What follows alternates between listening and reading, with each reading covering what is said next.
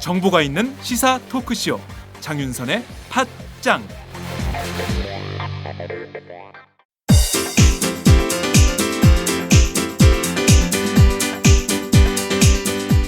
선배님, 문학을 잘 가르치는 대학이 따로 있을까요?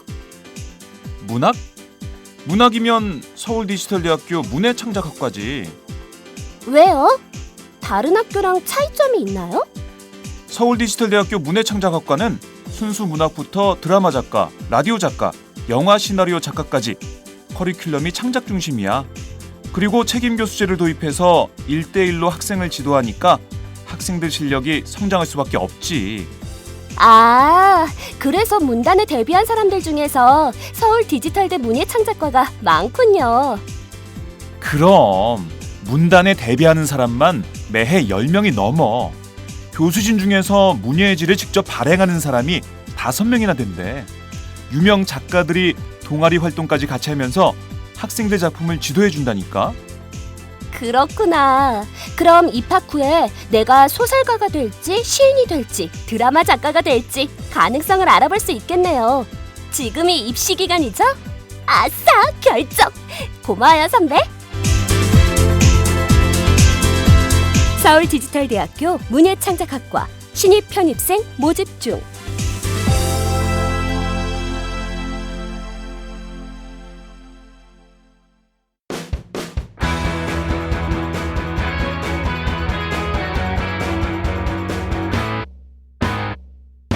색깔 있는 인터뷰. 색깔 있는 인터뷰 시작하겠습니다. 표창원 범죄과학연구소장이 어제 새정치민주연합에 전격 입당했지요. 포털 사이트 실시간 검색어 1위에 오르는 등 세간의 이목이 집중된 상황이었는데요. 표 소장은 내년 총선을 앞두고 문재인 대표가 영입한 외부 인재 1호 인사이기도 합니다. 평소 정치를 하지 않겠다 이런 말을 해왔지만 분열하는 제1야당 그대로 두고 볼 수만은 없어서 부족한 힘이라도 보태야겠다 이런 심정으로 입당했다는 입장도 어제 밝힌 바 있습니다. 자, 오늘은 새정치민주연합 외부 영입 1호 인사 표창원 소장님을 직접 전화로 연결해서 만나보도록 하겠습니다. 소장님 나와 계신가요? 네, 안녕하세요. 네, 어제 새정치민주연합 입당 기자회견을 하셨어요. 네. 지금 이 시점에 꼭 정치를 해야겠다 이렇게 생각한 이유는 어디에 있으십니까? 다들 아시다시피 지금 뭐 나라 상황이 너무 안 좋고요. 네. 많은 분들이 너무 아파하시고 우리가 1970년대, 80년대로 되돌아가는 건 아닌가. 그래서 분노와 불만도 많이 표출하고 계시는 상황이었고요. 그런데 여기에 대해서 뭐 맞서 싸우고 대안을 제시하고 변화를 이끌어내줘야 할 야당이 분열하고 있지 않습니까? 네. 흔들리고 있고요. 그래서 전혀 희망을 주지 못한 상황이라서 뭐 저뿐만 아니라 많은 분들께서 할 수 있는 뭐라도 해야 되겠다 이런 절박한 심정들이 많이 형성되는 것 같고요. 네. 뭐 그 시기에 같이 합류해서 도움을 달라라는 요청이 있었기 때문에 거절하지 못했고요. 그래서 합류하게 되었습니다. 네, 그렇군요. 언제 입당 제의를 받으셨어요? 사실 입당 제의를 받은 거는 꽤 오래 전부터 여러 차례였고요. 이미 밝혔지만, 네. 근데 그때는 뭐 이런 정도까지는 아니었고, 네. 굳이 제가 정치를 하지 않아도 정치하시는 저보다 나은 유능한 분들이 너무 많으셨고요. 저는 제 자리를 지켜야 한다는 생각에 계속 거절을 해왔고요. 네. 최근에 이제 수락을 하게 된 네. 그 제안은 2주가 채 안 되는 시점이었던 것으로 기억을 합니다. 네. 사실은 계속 다른 분들의 연락이나 제안도 다 아예 거절을 했었거든요. 만나질 않았었는데 아, 네. 이 당 관계자라고 제가 알고 있지 않았던 문화예술계 관계자분과 제 그런 그 범죄 분석 관련한 네. 자문 요청을 받고 이제 만나는 자리에서 네. 그분이 좀 완곡한 영입 제안에 대한 의사 전달을 해 오셨고요. 네. 그래서 저는 예상치 못한 그런 말씀에 좀 부담도 느끼고 네. 그래서 일단 알았다라고 섰던 것이 첫 번째 제안이죠.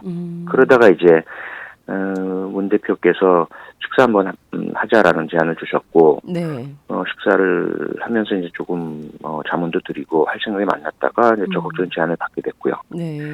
그래서 계속해서 거절을 해왔죠. 거절을 해오다가 금요일 네.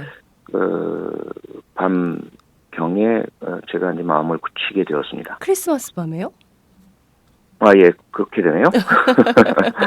네. 네. 아, 크리스마스에 결심을 하셔서 문재인 대표에게 연락을 하고 그리고 일요일 연락은 이제 토요일 날 다시 연락을 주셔가지고 네네. 그 최종 수락을 하게 된 건 이제 토요일 날이고요. 최종 수락은 토요일이었고 네. 그 사이에는 이제 크리스마스에 새정치민주연합 입장에서는 크리스마스 선물이었겠네요. 예. 자, 2주 전에 그 굉장히 많은 여러 당으로부터 뭐 정의당을 포함해서 새누리당에서도 영입 제약은 없었습니까? 없었습니다. 전혀 없었습니다. 아, 네. 새누리당은 전혀 없고 야당 네. 쪽에서 이런 영입 제의가 계속 있어 왔었군요. 네. 지금 이 순간 꼭 결정을 해야 할 수밖에 없었던 가장 큰 이유는 위기에 빠진 제1야당 이대로 두고 볼 수만은 없었다. 지금 최근에 그 수많은 온라인 당원으로 가입하는 그분들의 심정과 같다. 이런 말씀을 주신 게 굉장히 인상적이었는데요. 어제 보니까 포털 사이트 실시간 검색어 1위셨어요. 네. SNS 평가도 굉장히 좋던데 기자회견에 앞서 기자들에게 배포한 입당의 변 이걸 보면 정치를 할 수밖에 없는 10가지 이유를 쭉 쓰셨습니다. 이 굉장히 뭐 잘 정리돼 있고 정돈돼 있다 이런 평가를 기자들 사이에서도 받고 있던데요. 이건 언제 어떻게 쓰신 건가요? 말씀드린 것처럼 결국 뭐 마음을 굳힌 게 그 크리스마스 날이었는데요. 네. 그날 밤 마음을 굳히고 나서 이제 신경을 정리를 했습니다. 그래서 토요일 날 제 아내한테 검토를 받았고요. 예. 이제 중요한 결정은 다 승인을 받아야 되기 때문에 그렇군요. 네, 그래서 이제 그 맞춤법 틀린 거 몇 군데 수정 받고요. 아, 네. 네. 뭐 그래서 토요일 사모님이 날- 교정 전문 기자신가 보죠. 아, 예. 제 뭐 책을 쓸 때는 뭐 다 쓸 때마다 교정을 꼭 봐주거든요. 아, 그렇군요. 네. 네, 교정 교율이 중요합니다. 예. 그렇게 해서 뭐 토요일 날 완성을 지었습니다. 네. 그렇군요. 토요일 날 그러니까 단숨에 써내려간 글이기도 한 거네요.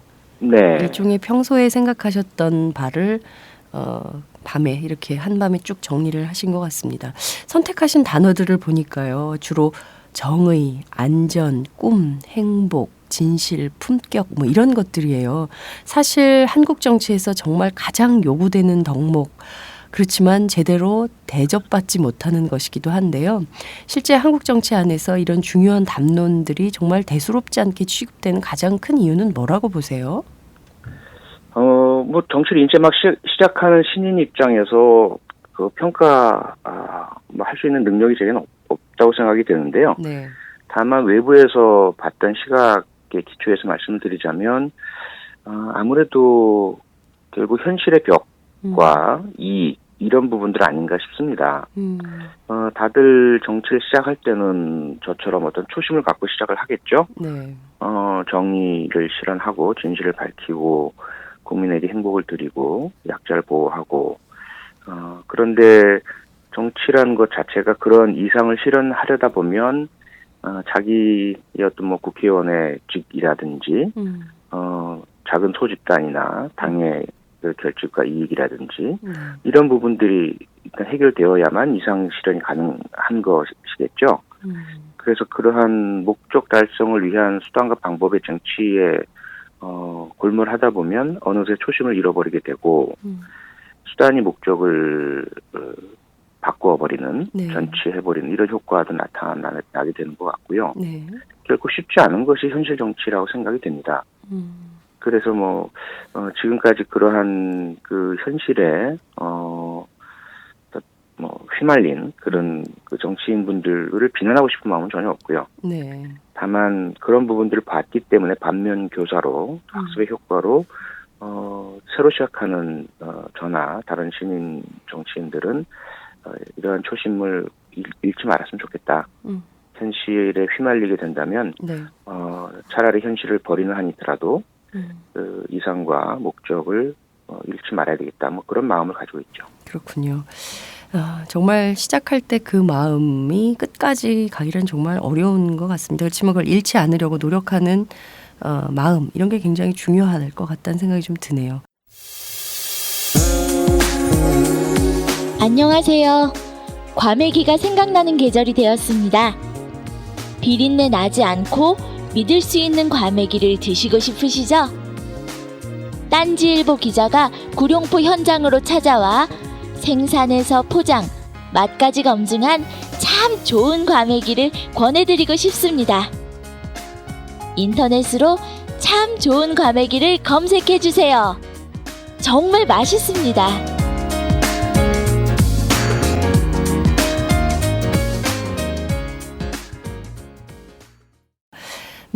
입당의 변에서 강조하신 것이 좀처럼 볼 수 없었던 것이었어요. 정치를 통해서 어린이와 청소년들에게 꿈과 행복을 찾아주고 싶다 이런 것이었습니다. 사실 소장님을 경외하는 청소년, 어린이들 굉장히 많고 나도 커서 프로파일러가 될 테야 이런 아이들 주변에서도 많이 봤는데요. 특히 이제 많은 어른들이 이 말씀에 공감하시는 것 같습니다. 그렇지만 한국 정치는요, 제가 이렇게 보면 이상하게도 본회의가 열려서 싸움판이 열리면 꼭 그 현장을 중학생들, 초등학생들이 와서 관람을 해요. 그래서 참 민망할 때가 많은데 실제 한국 정치가 어린이, 청소년들에게 어떤 역할을 좀 해야 된다 이렇게 보세요? 저는 그런 생각을 해봤습니다. 우리가 식당에 가면 네. 앞에서 드신 분들의 자리가 정리가 되어야 다음 손님들이 깨끗하게 새로 드실 수가 있잖아요. 네네. 뭐 커피숍도 그렇고 심지어 운동 경기장도 앞선 팀 경기가 끝났을 때 다 잔디가 새로 보수가 되고 해야 뒷경기가 가능하고요. 네. 그러니까 저희들이 사는 세상도 우리만 살고 끝나는 세상이 아니지 않습니까? 반드시 다음 세대에게 조금 더 나아진 깨끗해진 세상을 물려줘야 할 의무가 모든 세대에게 있는데요. 네. 우리도 다 어린이였고 모든 사람들이 다 어린이였고요. 네. 그런데 우리가 지금 살고 있는 모습을 보면 마치 우리만 주인이고 우리만 살다가 끝날 것처럼 마구 절제 없이 하고 싶은 대로 하는 모습들이거든요. 네. 국회도 똑같은 앞서 말씀하신 것처럼 겉으로는 다음 세대인 어린이 청소년들을 모셔다 놓고 이게 국회입니다라고 하면서 실제로 보여드리는 모습은 그 어린이 청소년이 이게 과연 우리가 살 세상인가? 이렇게 나라가 운영되는가? 우리도 이렇게 살아갈 수밖에 없는가? 뭐 이런 대단히 어둡고 부정적인 모습만 자꾸 보여주고 있거든요. 네.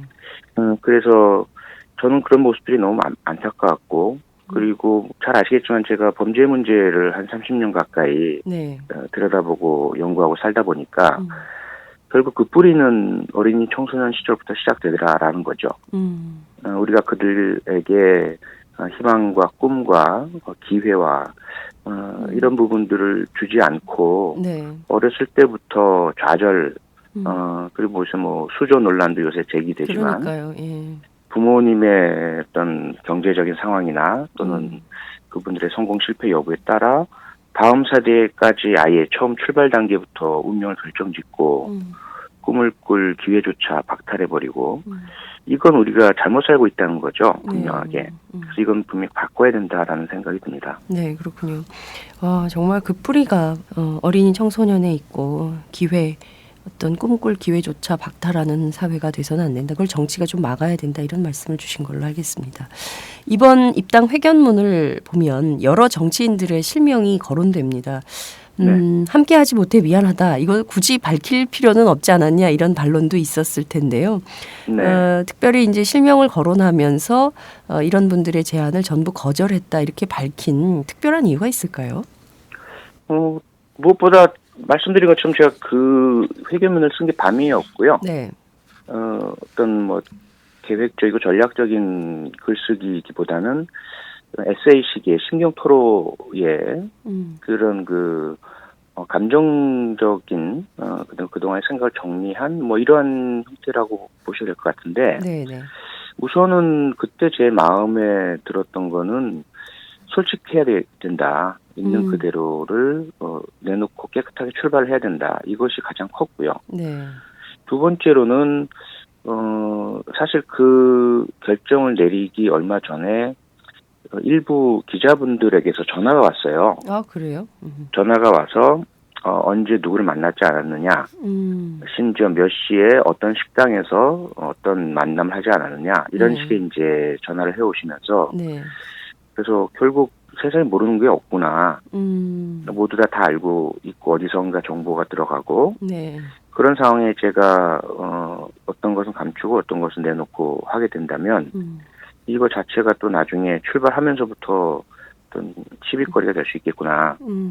예를 들어 제가 마치 이 사람 저 사람 만나고 다니면서 뭐 조건을 이런 걸 저런 걸 내걸다가 결국은 이쪽으로 가지 않았느냐. 뭐 이런 어떤 음모론도 가능하겠다 싶더라고요. 아, 네. 그래서 뭐 그런 모든 것들을 아예 깔끔하게 아무런 그런 그 잡음 없이 네. 깨끗한 출발을 위해서 그냥 제가 기억나는 대로 있는 그대로 경험한 그대로 정치를 시작하는 상황에서 어떤 일들이 있었고 지금 어떤 신경인가 이걸 그냥 밝히고 싶었습니다. 그렇군요. 2주 전에 그러면 안철수 전 대표를 만나셨던 건가요? 아니요. 안철수 전 대표와의 만남은 좀 더 오래전이고요. 네.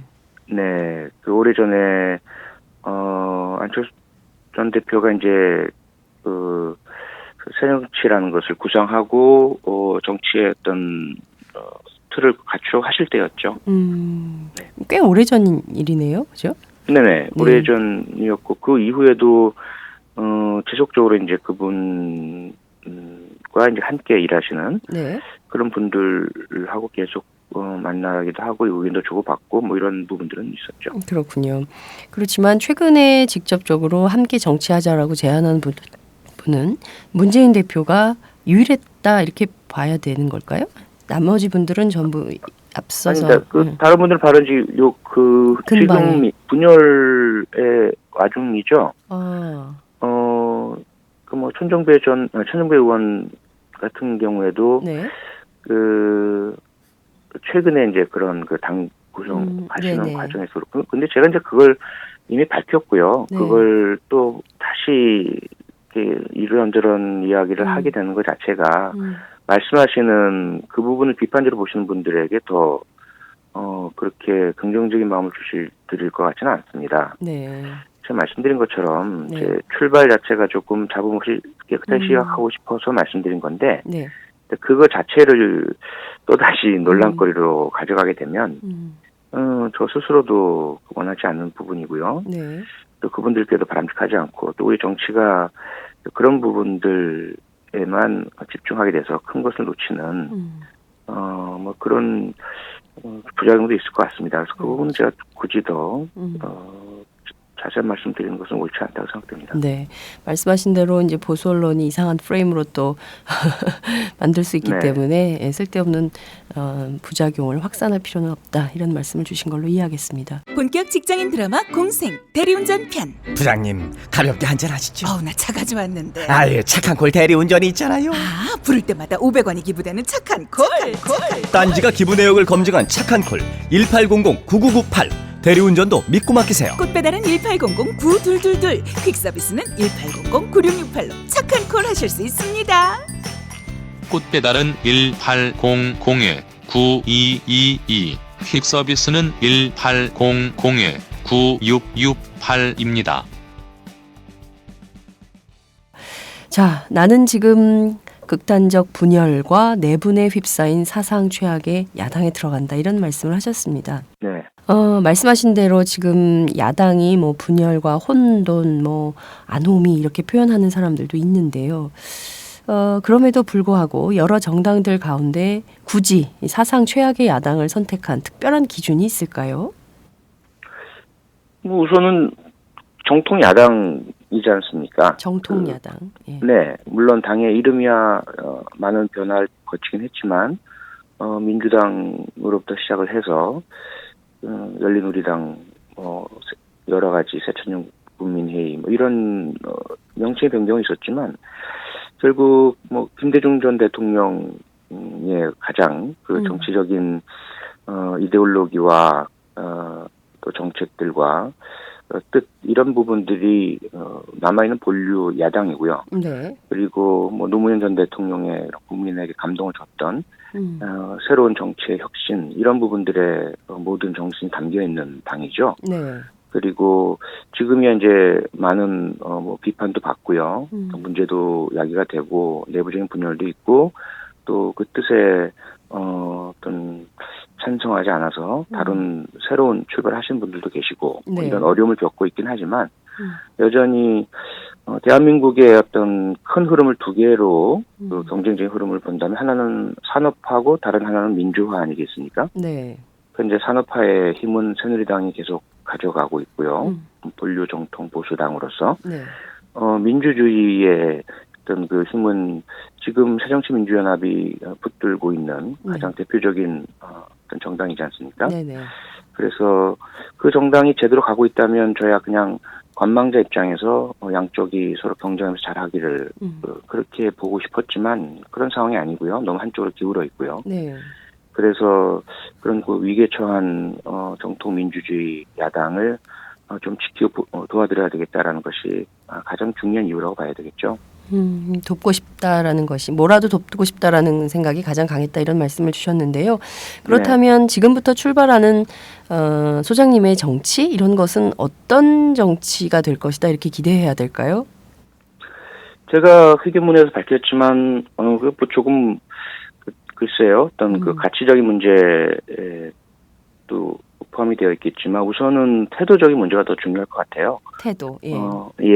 그 많은 국민들께서 정치에 대한 실망, 분노, 불만을 표출하시는 부분들이 거기에 있는 것 같고요. 네.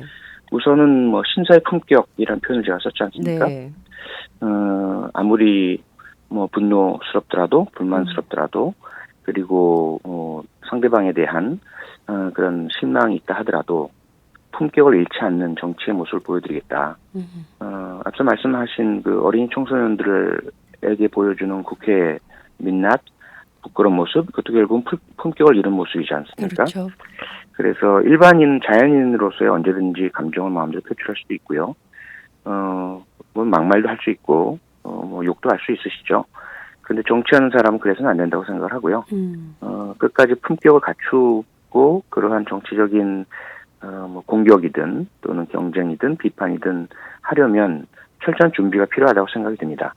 논리를 갖춰야 하고 지식과 정보를 또 갖춰야 되고요. 치밀한 분석이 뒤따라야 하고요. 그래서 그러한 신세의 품격을 갖춘 정치를 보여드리겠다는 게 제 자세고요. 그러면서도 전사의 용맹함을 잃지 않겠다. 네. 결코 어려움이나 그 어려움 속에는 제가 정치적인 이익을 잃을 수 있는 어려움도 있겠죠. 예를 들어 뭐 나중에 공천을 못 받는다든지 네. 또는 뭐 표를 잃는다든지 많은 분들로부터 동의를 받지 못한 이런 정책을 지지해야 한다라든지 그렇다 하더라도 그리고 상대방이 너무 강하고 거해서 제게 핍박과 압박과 장애가 크게 닥친다 하더라도 결코 물러서지 않고 타협하지 않고 투쟁하고 싸워나가는 그런 전사의 용맹함을 함께 보여드리겠다. 그게 제가 정치를 하는 가장 기본적인 가치이고 태도입니다. 네. 정치부 기자들 가운데 요새 제일 많이 하는 얘기가 한국 정치의 품격이 떨어졌다 이런 얘기를 많이 했는데요. 네. 소장님을 통해서 좀 다시 품격을 회복하는 한국 정치를 기대해야 될 것 같다는 생각이 좀 듭니다. 이런 말씀도 하셨어요. 야당 정치인들끼리 얽히고 설킨 감정과 관계 이것은 당신들끼리 풀어라 이런 직언을 쏟아내셨는데요. 네. 솔직히 많은 대중들은 그 안철수 의원 그리고 문재인 대표 간에 얼마나 큰 정치 철학의 또 다른 뭐 정책의 입장이 다른 것이냐 이게 잘 구분을 못하는 경우도 있습니다. 그 왜 둘이 이렇게 분열하는 것이지 답답한 그런 생각이 드는 사람들도 많을 것 같은데요. 소장님은 이 부분은 좀 어떻게 보십니까? 저도 마찬가지고요. 네. 그래서 그 두 분의 어떤 정치 철학이나 이념이나 정책이나 이런 부분에 무엇이 그렇게 다른지에 대해서는 아직은 저도 명확하게 구체적으로 알지 못합니다. 다만 뭔가 지난 대선부터 두 분 당사자보다는 그분들과 함께 일하는 분들 사이에 실무적인 협상 협의를 진행하는 과정에서도 많은 오해나 갈등 또는 불만 이런 부분들이 또 감정적인 부분들이 쌓였던 것 같고요. 네. 다만 우리가 부부도 사실 뭐 이혼을 많이 하지 않습니까? 네. 이혼한다고 무조건 나쁜 것도 아닌 것 같고요. 그런 부분들이 꼭 그 어떤 구체적인 사안이나 뭐 정책이나 이런 부분에 차이가 있어서만 갈라서는 것은 또 아니지 않습니까? 같은 것들을 추구하더라도 경쟁적이 될 수가 있고요. 그래서 일단 뭐 어떤 일이 있었는지 저는 정확하게 모르기 때문에 다 존중하겠다 라는 태도이고, 다만 가장 정치를 다 하시는 분들이니까 그 중심에 있는 우리 국민들의 상처와 아픔, 고통 이 부분은 절대로 외면하지 않으셨으면 좋겠다. 지금 다투고 나뉘고 싸우시고 경쟁하시더라도 그 중심에 국민과 국가가 있다면 중요한 순간에는 언제든지 협력이 가능하리라고 생각이 됩니다. 네. 지금은 경쟁하더라도 국민과 국가를 놓고 협력할 때가 올 거다. 이런 전망도 해주셨습니다. 당장 많은 아이들, 특히 청소년들, 그것이 알고 싶다 해서 소장님 못 보는 것이 아쉽다. 특히 방송에서 못 만나는 거 아니냐 이런 그 답답증 이런 걸 토로하시는 분들도 많은데요. 그래서 그런지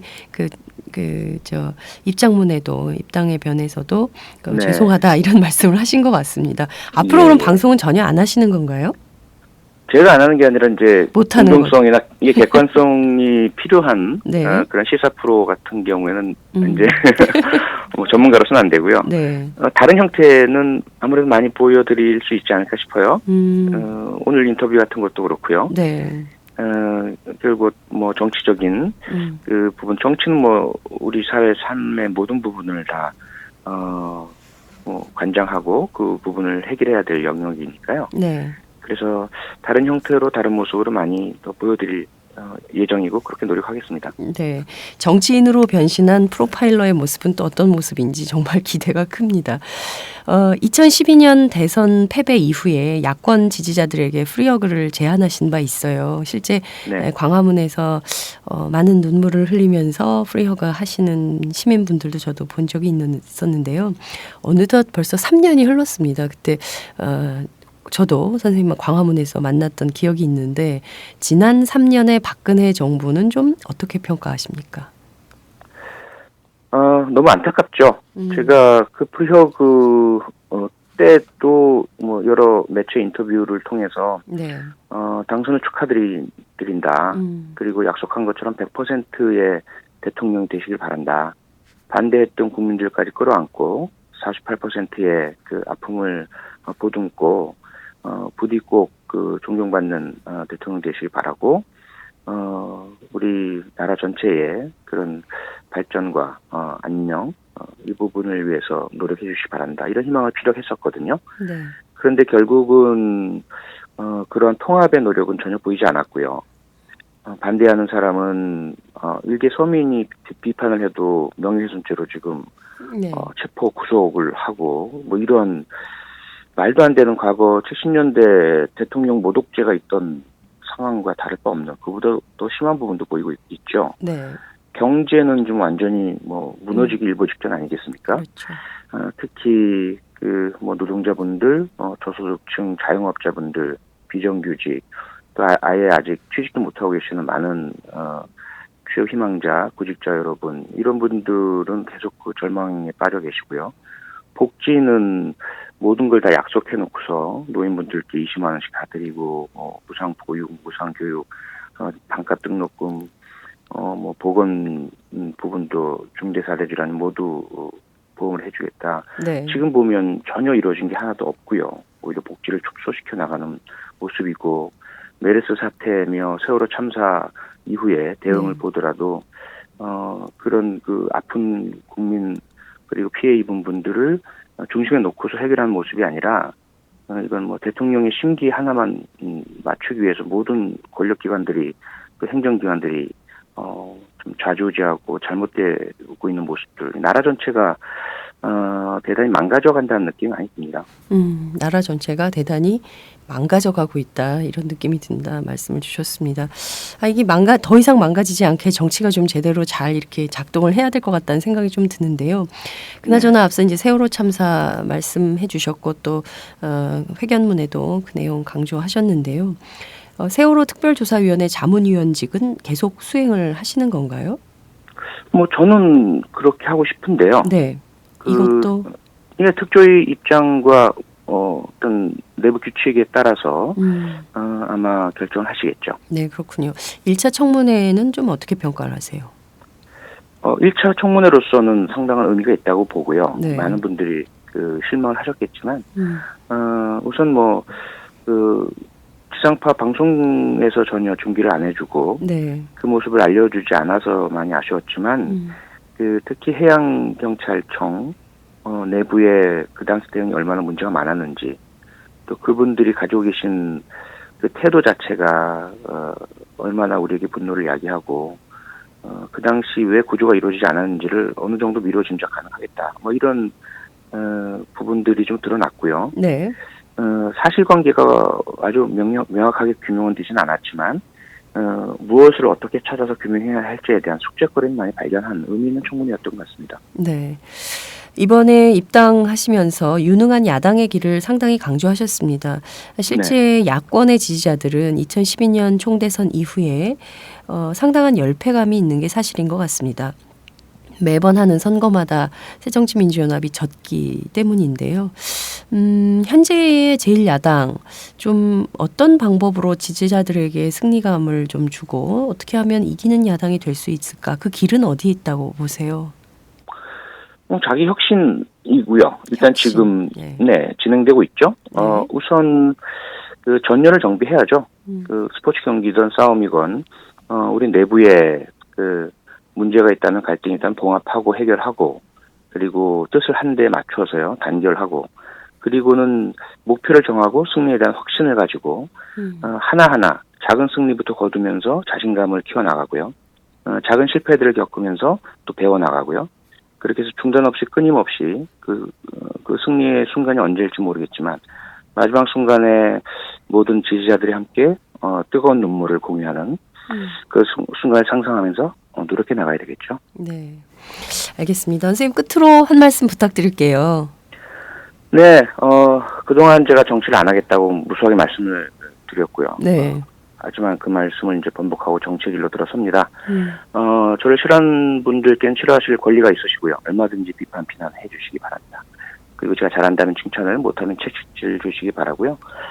저는 제가 가진 모든 역량과 능력을 모두 쏟아부어서 한번 옳은 정치, 바른 정치, 정치가 국민들께 기대와 희망을 드리는 그러한 모습 보여드리겠습니다. 열심히 노력하겠습니다. 네, 정말 마지막에는 신인 같은 느낌이 딱 들었습니다. 네.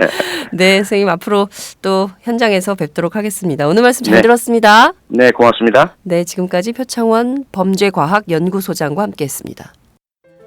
대한민국은 왜 되찾고 싶었던 나라에서 떠나고 싶은 나라가 된 것일까? 대한민국은 왜 해일조선이란 말이 유행하는 나라가 된 걸까? 대한민국은 왜 국정교과서 체제로 퇴행하고 있는 것일까? 한국 현대사의 진실과 화해를 위해 노력해온 비판적 사회학자 김동춘 교수의 새 저서 대한민국은 왜에서 그 답을 찾아보십시오. 국정교과서에는 나오지 않는 진짜 한국 현대사 대한민국은 왜? 사계절 출판사.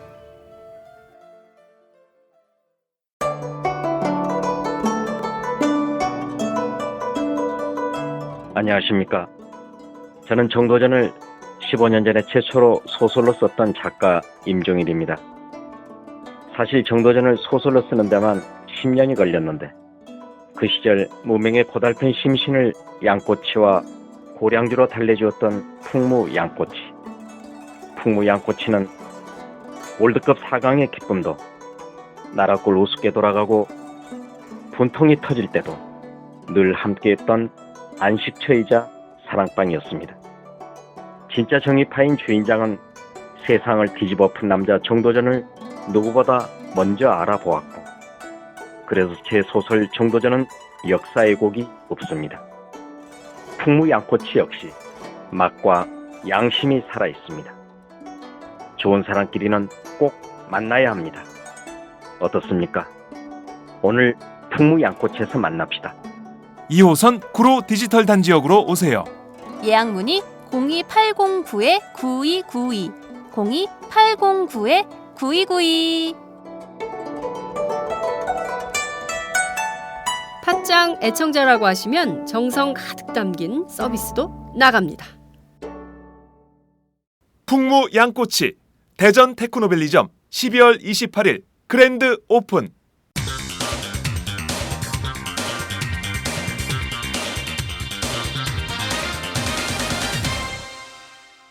전혀 다른 뉴스.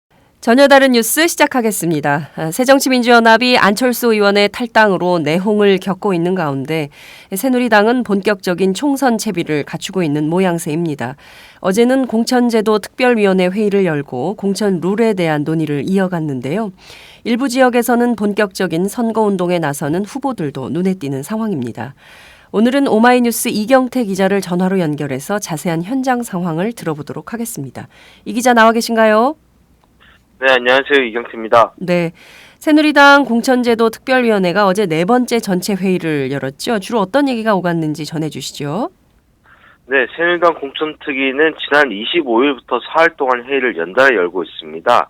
즉 공천룰 작업에 박차를 가하고 있는 중인데요. 어제가 네 번째 회의였습니다. 대부분 비공개로 계속 진행되고 있고요. 황진아 새누리당 공천특위위원장이 어제 잠시 기자들을 만났는데요. 네. 여론조사 시행 규칙에 대해 논의했다라고 밝혔고요. 그리고 신인이나 여성에 대한 가산점 등을 논의할 것이라고 밝혔습니다. 그리고 오늘 최고위원회에 오늘까지 네 번째까지 논의한 내용들에 대한 중간 보고가 있을 예정입니다. 네, 오늘 오전 최고위원회에 나오는 중간 보고 내용이 어떤 것인지 이것도 오늘 오전 챙겨봐야 될 중요한 뉴스 가운데 하나인 것 같습니다. 자, 공천룰은 어떤 방향으로 좀 모아지는 분위기인가요?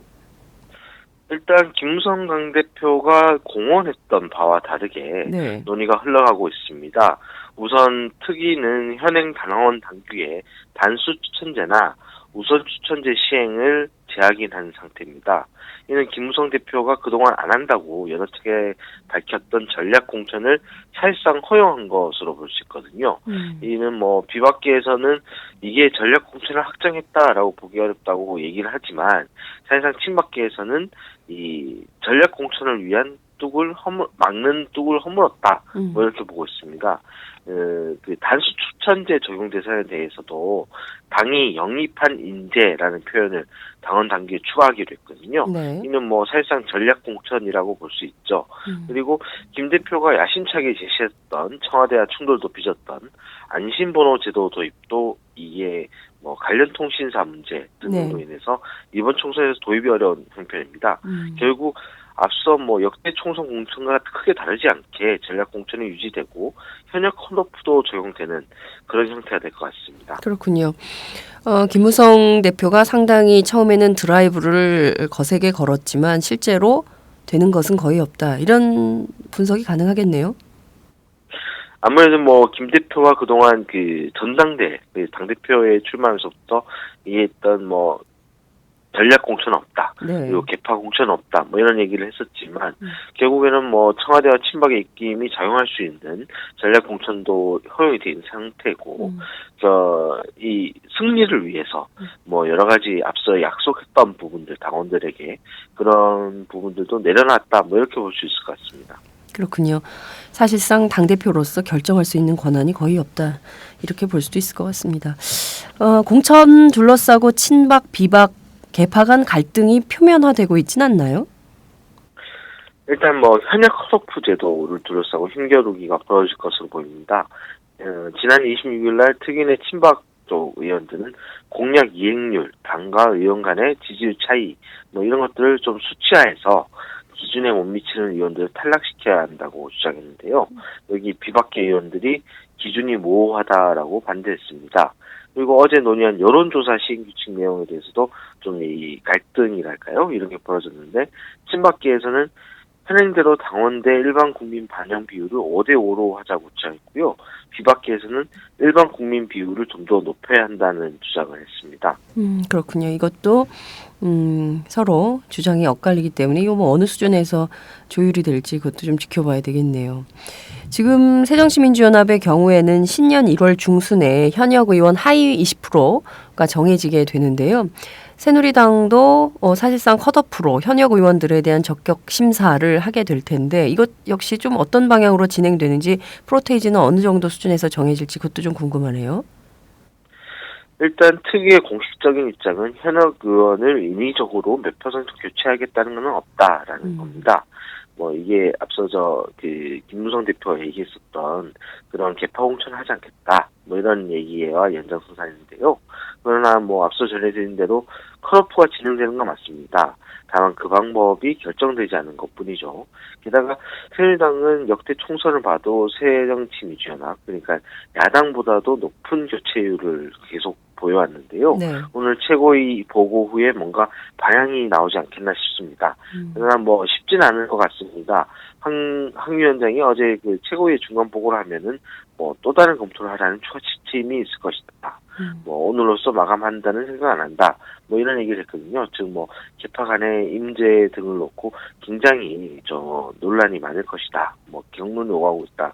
이런 걸 시사한 것 같습니다. 그야말로 새누리당 안에서도 친박과 비박 간의 전쟁이 한판 벌어질 조짐이 보인다 이렇게 분석할 수도 있을 것 같습니다. 야당도 여당도 이른바 중진의 험지 출마론 이것이 제기되고 있는 상황인데 새누리당에서는 주로 어떤 사람들이 험지 출마 대상자로 좀 거론이 되고 있나요? 네, 일단 안대희 전 대법관과 오세훈 전 서울시장이 대표적인 선수고요. 네. 그 외에 정몽준 전 의원, 조윤선 전 청와대 정무수석, 김태우 의원, 그리고 민경욱 전 청와대 대변인 뭐 이렇게 좀 거론되고 있습니다.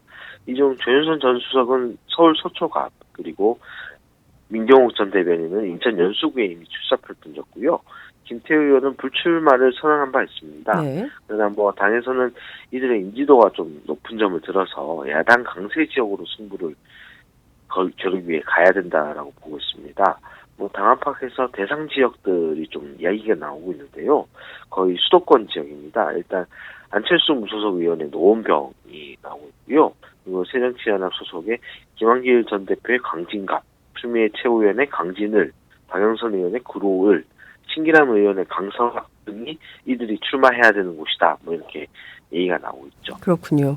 우선 안대희 전 대법관, 오세훈 전 서울시장, 새누리당 인사들 중에서는 이 두 사람이 우선 나는 당의 명령을 따르겠다 이런 입장을 밝혔죠.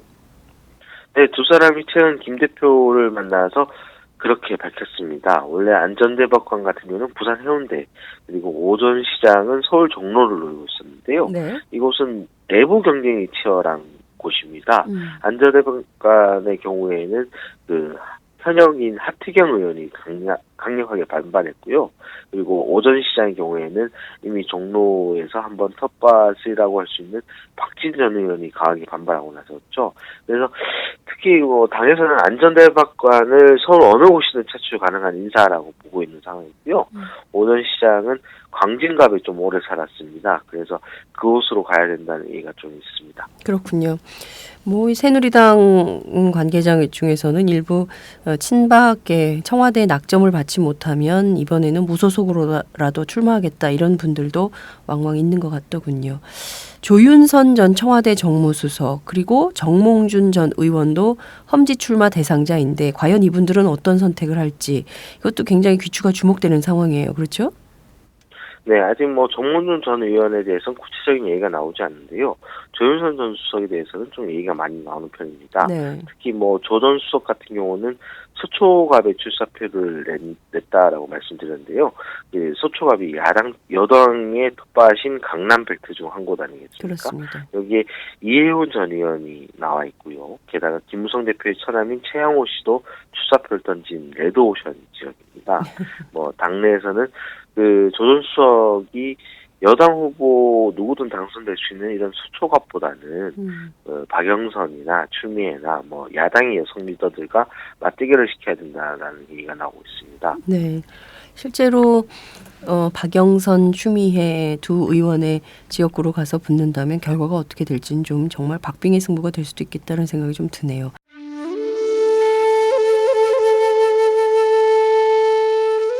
영한네이처의 마카 산삼. 공중파 텔레비전에도 없고 인터넷 배너 광고 하나 없지만 팟캐스트 좀 들어봤다 하는 분들은 다 아는 마카 산삼. 진짜 유명해져서 유사 제품도 많아졌습니다. 이젠 마카 산삼을 검색하면 너무 많이 나와요. 꼭 영한네이처로 검색해주세요. 팟캐스트에서 듣던 그 마카 산삼을 구입할 수 있습니다. 특히 나라 걱정으로 심신이 지친 분들에게 권합니다. 몸에 정말 좋습니다. 내 몸도 나라도 살릴 힘이 납니다. 페루의 마카와 우리나라 산삼, 몸에 좋은 11가지 원료를 모두 하나로 만든 마카 산삼. 마카 녹용과 마카소와 청소년도 있습니다. 1일 2회 공복에 따뜻한 물과 함께 드세요. 영한네이처 마카 산삼.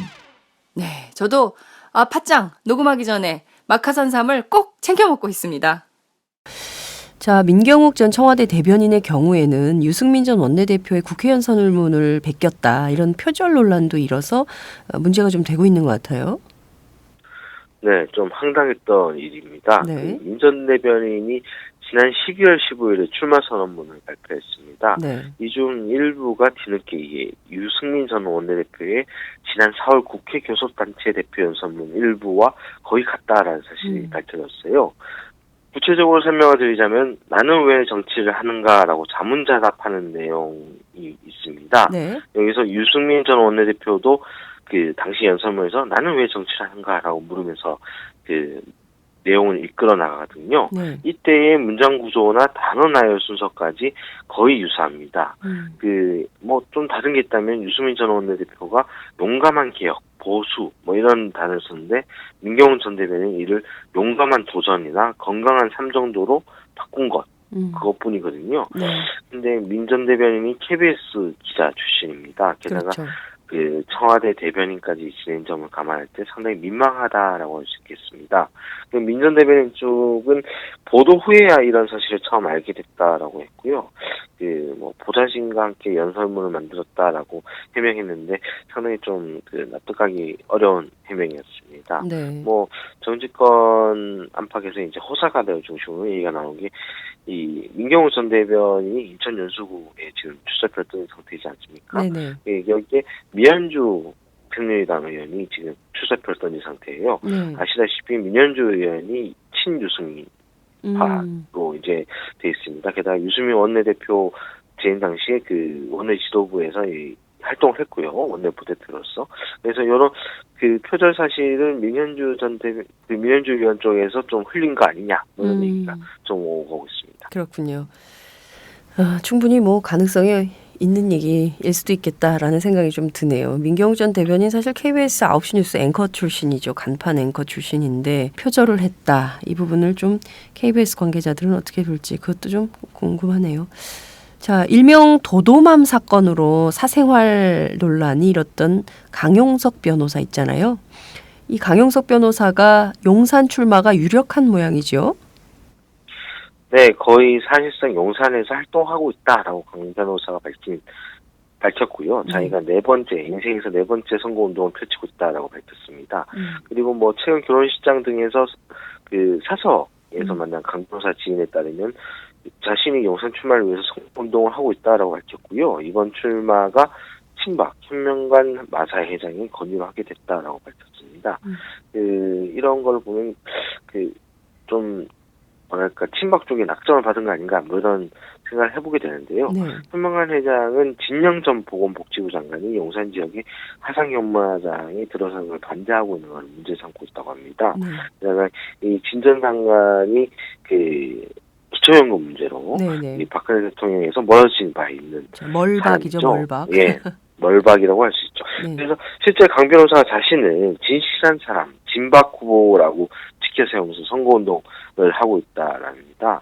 이 재밌는 거는 좀 이 동부 이촌동 그러니까 용산에서 네네. 오메가 삼계탕이라는 맛집인데 여기서 모이는 4인방이 그 진영 장관, 이해훈, 강용석, 구상찬 전 의원 등인데 네. 이들이 실제로 모임을 하고 있는데 강 변호사가 이렇게 되면은 진영 장관을 좀 배신한 거 아니냐 이런 비판이 나오고 있습니다. 그래서 뭐 일부에서는 강용석 변호사가 이번에 용산에서 출마하는 걸 두고 최소한의 모랄도 없다, 도덕성이 없다, 뭐 이런 비판이 나오고 있는 형편이죠. 네, 그렇군요. 그 진영 장관이 하는 모임의 멤버인데도 출마를 강행한다. 참 진영 장관도 난망하겠다 이런 생각이 좀 드네요. 예컨대 만약 강용석 변호사가 용산에서 공천을 받아서 출마를 한다라고 한다면 진영 의원, 진영 전 보건복지부 장관은 어떻게 할까요? 글쎄요, 어제 저녁 늦게 좀 얘기를 들어볼까 했는데 네. 그 통화가 좀 안 됐습니다. 그렇지만 뭐 이 진 전 장관 입장에서는 상당히 기분 나쁜 일이 될 수 있는 상황이죠. 충분히 뭐 개인적 모임도 하고 있었고, 그리고 자신의 지역구에 그리고 강 변호사가 이렇게 도전적으로 나선 거니까요. 그러나 뭐 이 강 변호사는 이미 다 아시다시피 2010년 아나운서 발언으로 당에서 출당 조치된 인사입니다. 결국에는 복당부터 해야 되는 상황이거든요. 네네. 게다가 최근 불륜 스캔들까지 있었고요. 그래서 당 입장에서는 공천을 줬다가 역풍을 감당해야 할 수도 있습니다. 그리고 아무리 인지도가 높다 하더라도 좀 가려서 먹어야 되지 않겠습니까? 실제로 서울시당 위원장인 김용태 의원이 사회적으로 무리를 일으킨 것에 대해 자숙해야 할 사람이 선거에 나온다는 게 말이 되느냐, 이렇게 비판한 적이 있는데요. 강 변호사 입장에서는 당으로 다시 돌아오는 이 작업이 좀 지난할 것 같고요. 진 전 장관 입장에서는 당으로 돌아오는 강 변호사가 당으로 다시 돌아오는 것을 적절하게 방어하는 그런 태도가 필요할 것 같습니다. 네. 예컨대 강용석 변호사가 무소속으로라도 출마를 해서 나중에 뭐 당선돼서 다시 진박으로 새누리당 입당하면 될 거 아니냐, 뭐 이런 택을 짜고 있을 가능성도 있는데요. 여하튼 새누리당 그리고 또 강용석 변호사 진박 이렇게 좀 짜여지는 하나의 틀 안에서 한국 정치가 얼마나 후퇴하고 후진적인가를 좀 다시 또 확인하는 그런 기회가 될 수 있었던 것 같습니다. 말 그대로 정말 네, 다음 주네요. 신년 1월 4일이면 총선 100일 앞으로 다가오는데요. 그야말로 본격적인 총선의 서막이 올랐다. 이런 느낌도 드는 아침입니다. 오늘 말씀 정말 잘 들었습니다. 고맙습니다. 네, 감사합니다. 네, 지금까지 오마이뉴스 이경태 기자와 함께했습니다. 본격 직장인 드라마 공생. 야, 오 과장! 바이어한테 화한 보내라 그랬는데 왜 안 보낸 거야? 아닙니다. 보냈습니다. 무슨 소리야? 화한 하나에 10만 원이 넘을 텐데 지출 내역이 없잖아. 지출 내역이. 착한 콜 화한은 69,000원입니다. 에? 착한 콜? 1800-9222 정직한 가격에 착한 콜 꽃배달 서비스. 가격만 착한 게 아닙니다. 꽃과 화환을 선물하시면 구매 금액의 5%가 어려운 이웃에게 기부됩니다. 딴지 마켓을 통해 기부 내역을 검증받은 1800-9222 착한 콜. 대리운전 서비스도 있습니다. 대리운전은 1800-9998, 퀵서비스는 1800-9668입니다.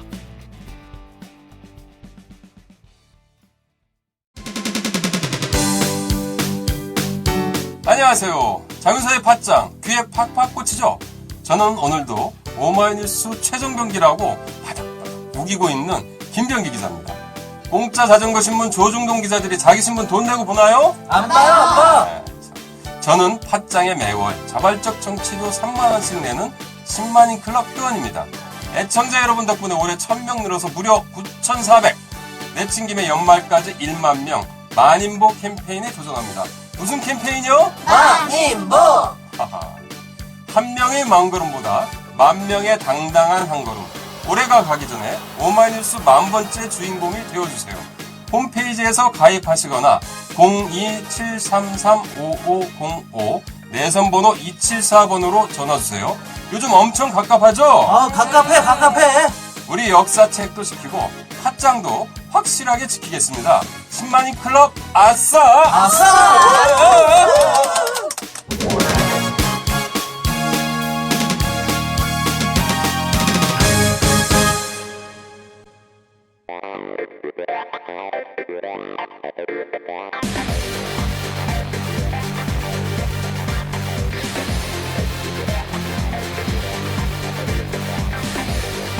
정보가 있는 시사 토크쇼 장윤선의 팟짱.